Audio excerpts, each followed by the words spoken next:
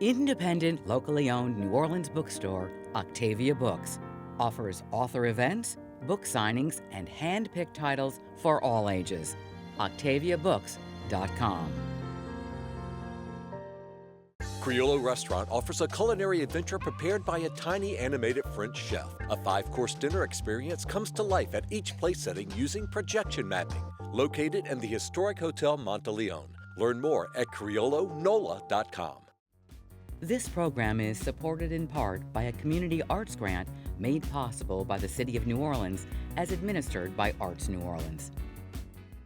The New Orleans Jazz and Heritage Foundation promotes, preserves, and perpetuates music, culture, and heritage through programs, cultural, educational, and economic activities year-round.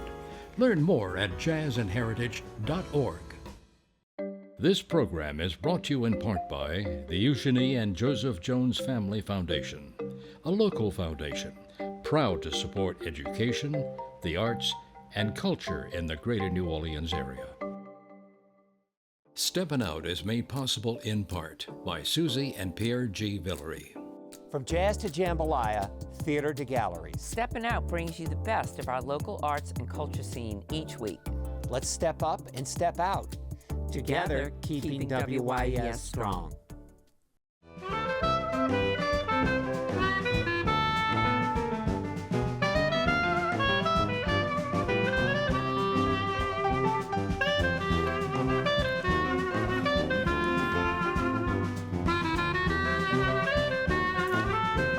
I'm Peggy Scott Laborde, and welcome to Steppin' Out with updates from the local restaurant, arts, and entertainment scenes. Joining me, Poppy Tooker, host of Louisiana Eats on WWNO Radio. Hey, Miss Poppy. Peg. He's back. Lawrence Henry Gobble, past president of the 40th anniversary, the annual Tennessee Williams and New Orleans Literary Festival. Welcome, dear. Thank you, hello. Alan Smason, editor of the Crescent City Jewish News and theatercriticism.com. Hello. Hey. And also back, Dave Walker of themuseumgoer.com with an overview of local museum activities. Hello, Mr. Dave. Hey, Peggy. Hi there. Poppy, almost time to hop over into the quarter.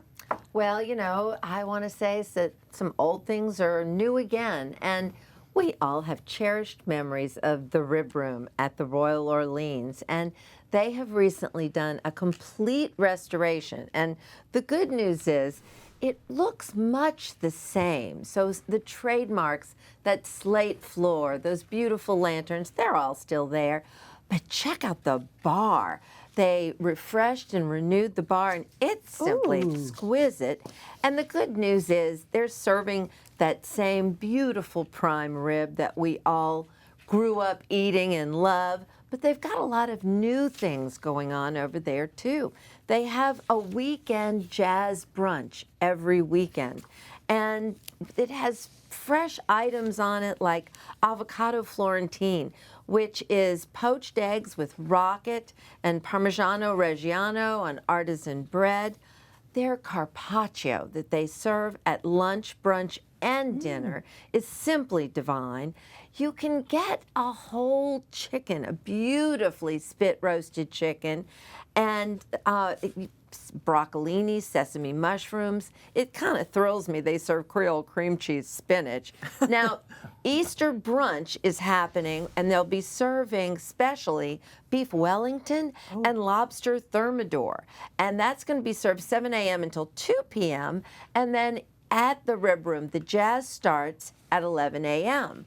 But the place where the jazz happens every Sunday now is at the Three Maries Jazz Club. So Easter Sunday, you can go straight from the dining room and have an after-dinner drink there. And every Sunday afternoon, they have fabulous, the space is gorgeous. They've never had anything quite like that in the Royal Orleans.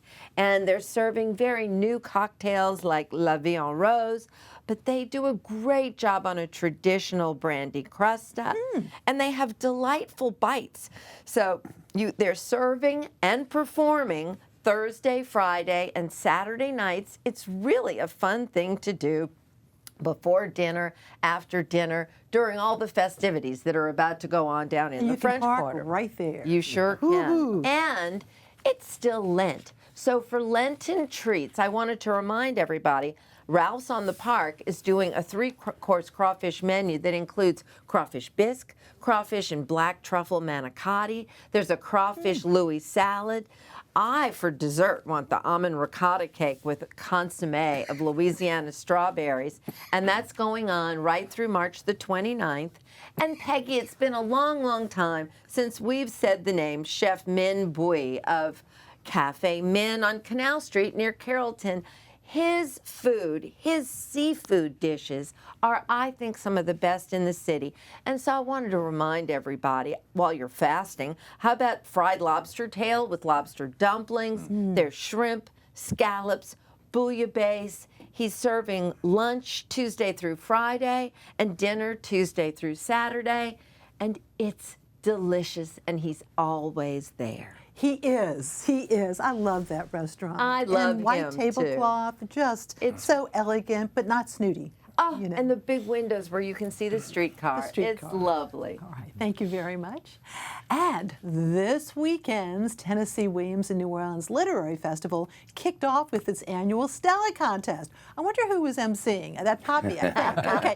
And of course, we had Todd DeMoore as Stanley and Beth Bartley as Stella. But let's get some highlights. Hey, Stella! Love you, baby. Hey, Stella! Stella!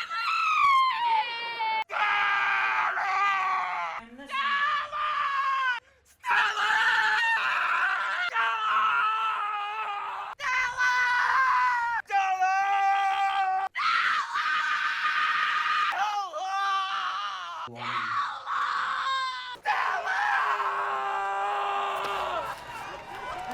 All right, yay! And you just saw right there, the first place winner was actor Langston Fishburne. Yes, the son of Lawrence Fishburne, but Langston was terrific in his own right. Due to street construction, this year the contest was held at the Jazz Museum on Esplanade instead of Jackson Square. And thanks to Jarrett Lofstead for that footage, which is a great segue into Lawrence. Let's talk about the festival. The festival is so exciting this year. It is the 40th year, and we have a bigger, more expansive list of artists and movie stars, Broadway performers as well as authors. And to start it off, tomorrow night we have Christine Ebersol, Jennifer Nettles, Ansel Elgort, several other amazing actors and actresses. There's 12 of them at the BK House. They are performing We Have Not Long to Love, directed by Rob Ashford, and it's going to be something that you'll never see anywhere else again. It's very immersive, amazing, amazing thing happening tomorrow. And then as far as our writers go, we have, again, Michael Cunningham, who you may know from Moonstruck and The Hours, and every single author we have coming has something amazing to give you. And every time I go to any of the panels, I'm just blown away. I mean, Mona Lisa Saloy, and of course Arthur Roger, our very own Arthur Roger, is going to be part of the festival this year. You can't choose anything wrong at this festival. It's and I have to chime in, speaking of Arthur Roger, because I am very fortunate. I'm going to be actually moderating a panel honoring George Durow, who I know is a dear friend of yours. Yes. And Durow actually kindly did the first ever Tennessee Williams Festival poster. Okay, so there's still a connection there. But certainly his incredibly long career, that will be on Saturday at the Williams Research Center and 533 Chartist. But I'm really looking forward to that. But Arthur will be one of the panel members. Yes. And so will Doug McCash and many other folks too. And then we're moving on to something else actually that we have, I can chime in on, and that is an historic happy hour at Lawrence, which I think will be fun. So I fun. get to interview somebody named Errol Laborde on Saturday later in the day. And that is a picture from the 1993 festival. And I'm going to ask the Big E, as I call him, who is one of the founders of the festival with Maureen Detweiler and Bill Detweiler and many others, and Beverly Gianna and Don Marshall. And but I'm going to interview E about the early days of the festival. That's formerly the Maison de Ville. Hotel will actually be in the courtyard, and that was one of Tennessee's favorites. Okay, but let's continue on with Saturday night. Saturday night we have the amazing Billy Eichner, who you may know as Billy in the Streets. He also wrote and starred in the movie Bros. He's going to be talking about his new book that's come out and be interviewed by Gideon Glick. This is another great actor. It should be an evening full of stars. And that evening, even later, at the Joy Theater, we have the vaudeville revival. You have never seen circus and burlesque on this level in the city. It is completely amazing. I'm so excited. I'm going. Yes, it's going to be great. And we also have on Sunday Page to Stage with Call Me Izzy, which Gene Smart starred in, but Jamie Wax is from here, and he wrote it, and he'll be there, and Joanna Day, who filled in for Gene Smart. And there's going to be a couple other celebrities in the crowd, but we just won't say who right now. Look forward to that. And also, Gene Smart won a Tony Award for She that. did win a Tony Award for that. And then right after that, at 4 o'clock, we are doing a Toast to Tennessee with Brian Batt. It's going to be incredible. And of course, there's the logo, this year's logo. Yes. And there's also another festival going on Our concurrently. other festival that goes on the exact same time, the LGBTQ Saints and Sinners Literary Festival. And again, we have world-class authors and performers coming in for that. And that's the 23rd of that one, too. Yes. So congratulations to Paul Willis and incredible crew. And thank you very much, Mr. Lawrence. And moving on to Alan, and I like your pin that you're wearing. Yes, Tennessee. my Tennessee and my Tennessee tie. Okay. Very it's good. interesting. The Stella thing now is a lot closer to where Tennessee Williams envisioned Stanley and Stella living, right off of Elysian Fields. So you're really closer with it being over the Jazz Museum this year.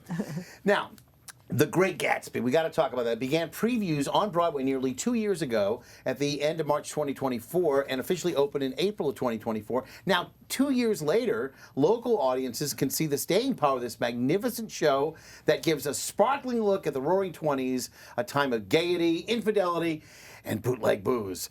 Leading the national tour are Jake David Smith as Jay Gatsby and Senzel Amity as Daisy Buchanan. The songs are sparkling, the dancing scintillating, the set designs are dazzling. This is a big Broadway extravaganza, and the audience is the receiving end of a sumptuous feast there of beautiful music and sparkling costumes. And I have to tell you, Joshua Grosso is also sensational as Nick Carraway, that's Daisy's cousin, along with his love interest, Jordan, played by Leanne Robinson.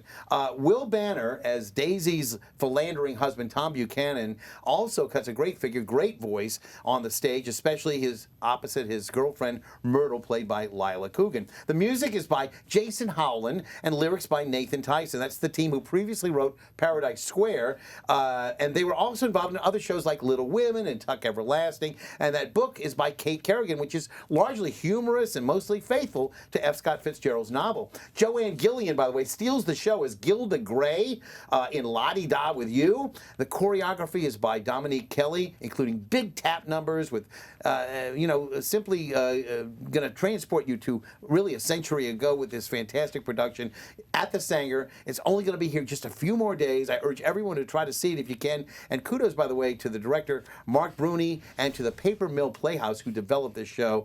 Again, check it out, The Great Gatsby National Tour. I couldn't believe the sets and the costumes. Yeah, I mean, it was a big surprise to me because I had not seen it on Broadway. It was raining at one point.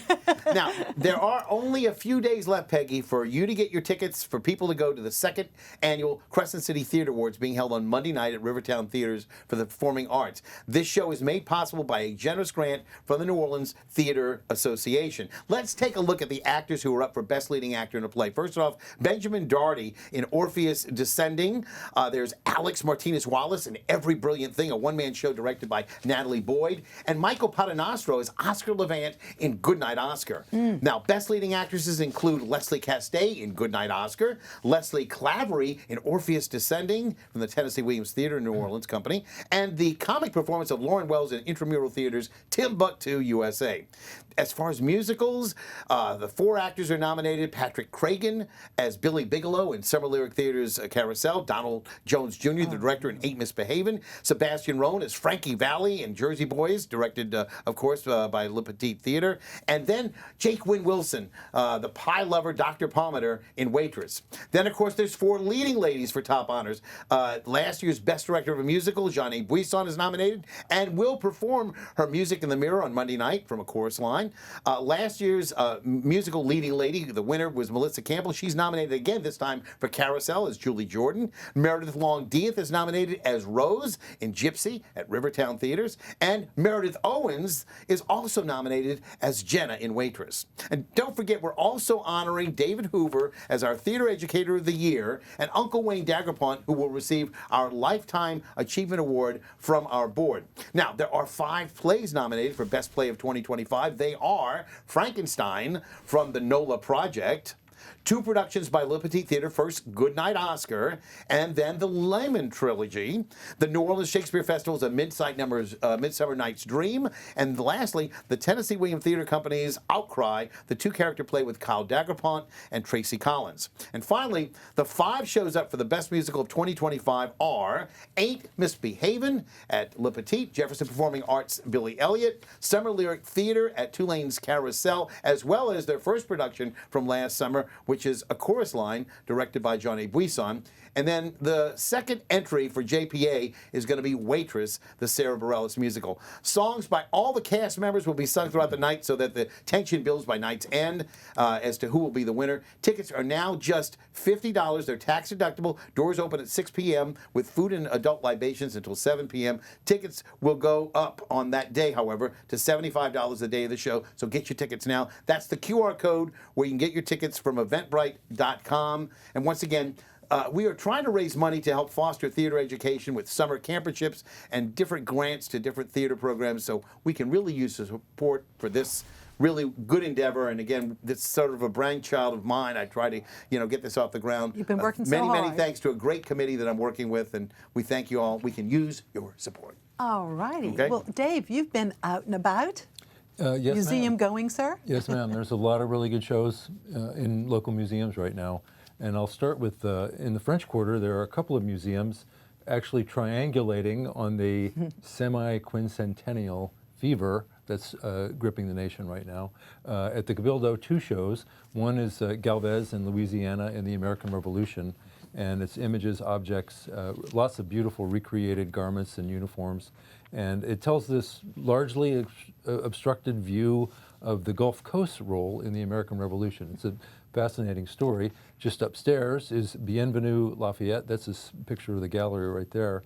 And of course that remembers the Marquis de Lafayette's 1825 visit to New Orleans, and he was here for the 50th golden anniversary of the nation. So it all ties together. Then over at the Historic New Orleans Collection, they've got the premier engagement of a traveling exhibition, American Revolution, the augmented exhibition. If you remember the Notre Dame de Paris exhibit of a couple of years ago, there's a still from the Boston Tea Party portion of the show, and it's all a tablet guided. There's a lot of digital sizzle in this show that takes you on a 360-degree view of all the famous scenes from the American Revolution, and it's lovely, a lovely show, and just opened at the Historic New Orleans Collection.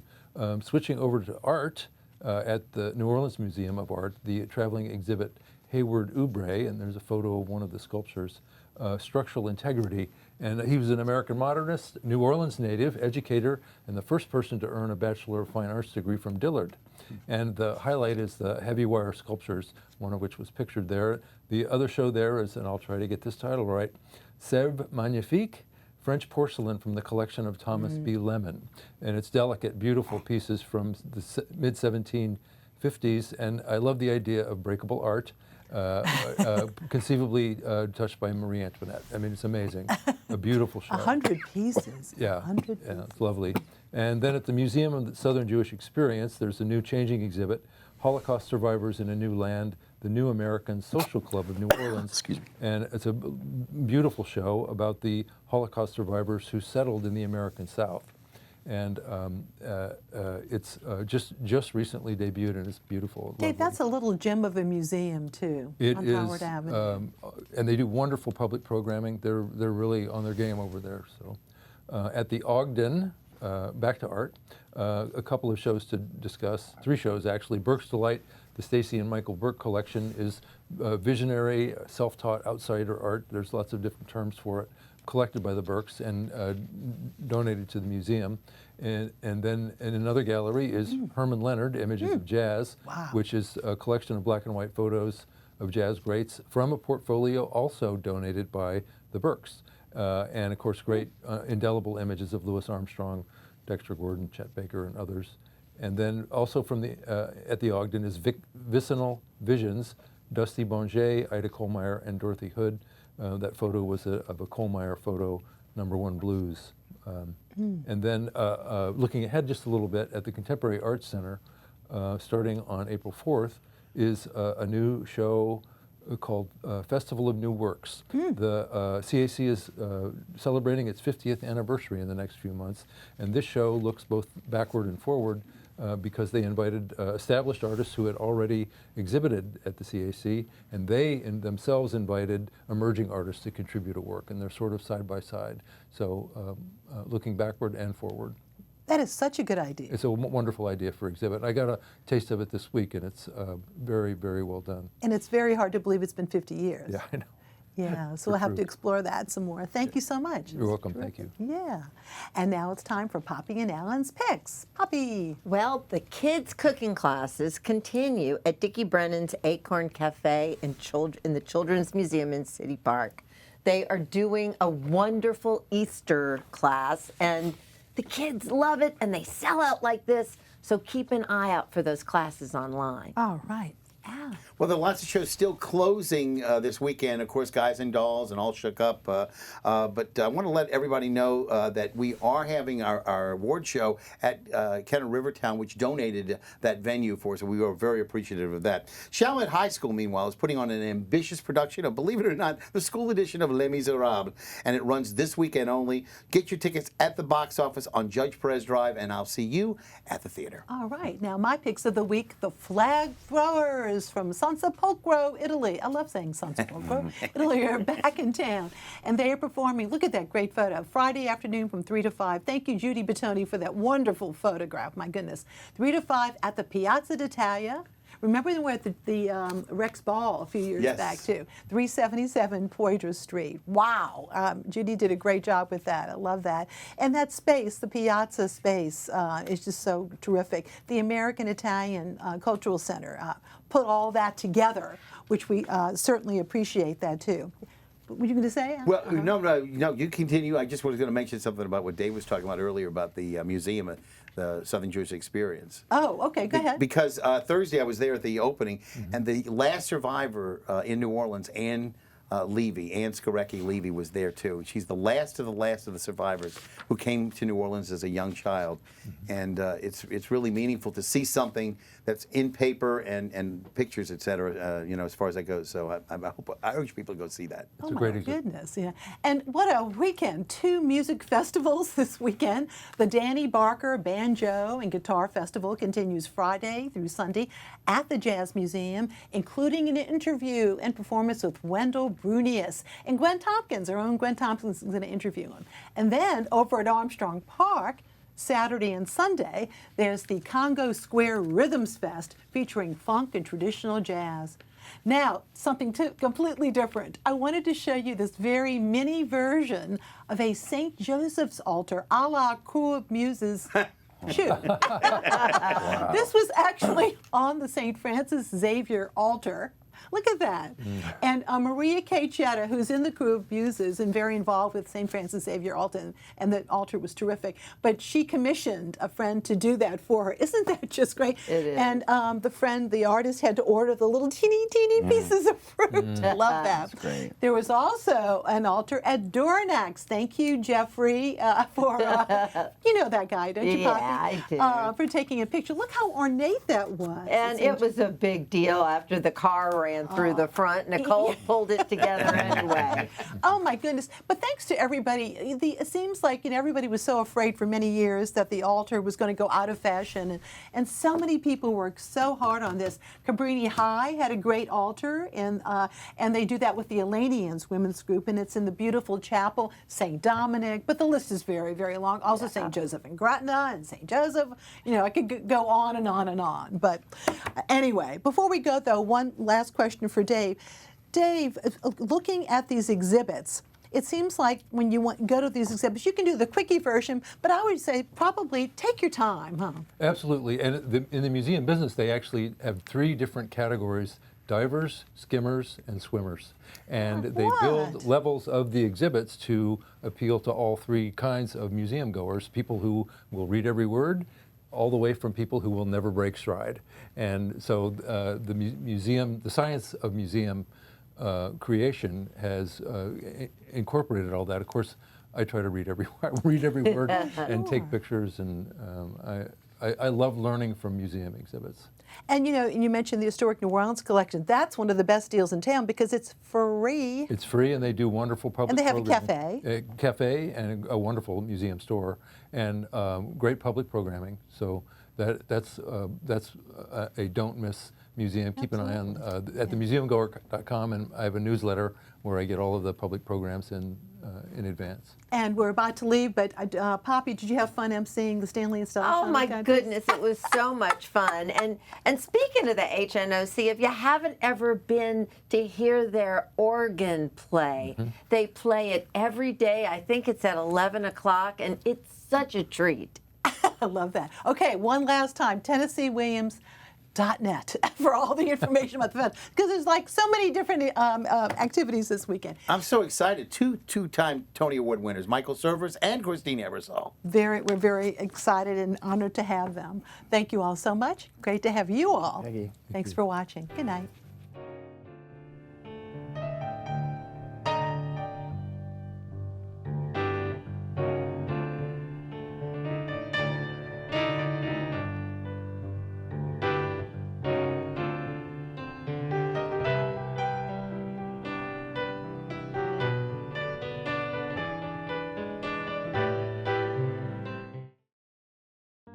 Independent, locally owned New Orleans bookstore, Octavia Books, offers author events, book signings, and hand-picked titles for all ages. OctaviaBooks.com. Criollo Restaurant offers a culinary adventure prepared by a tiny animated French chef. A 5-course dinner experience comes to life at each place setting using projection mapping. Located in the historic Hotel Monteleone. Learn more at criollonola.com. This program is supported in part by a community arts grant made possible by the City of New Orleans as administered by Arts New Orleans. The New Orleans Jazz and Heritage Foundation promotes, preserves, and perpetuates music, culture, and heritage through programs, cultural, educational, and economic activities year-round. Learn more at jazzandheritage.org. This program is brought to you in part by the Eugenie and Joseph Jones Family Foundation, a local foundation proud to support education, the arts, and culture in the greater New Orleans area. Steppin Out is made possible in part by Susie and Pierre G. Villery. From jazz to jambalaya, theater to galleries. Steppin Out brings you the best of our local arts and culture scene each week. Let's step up and step out. Together, keeping WYES strong.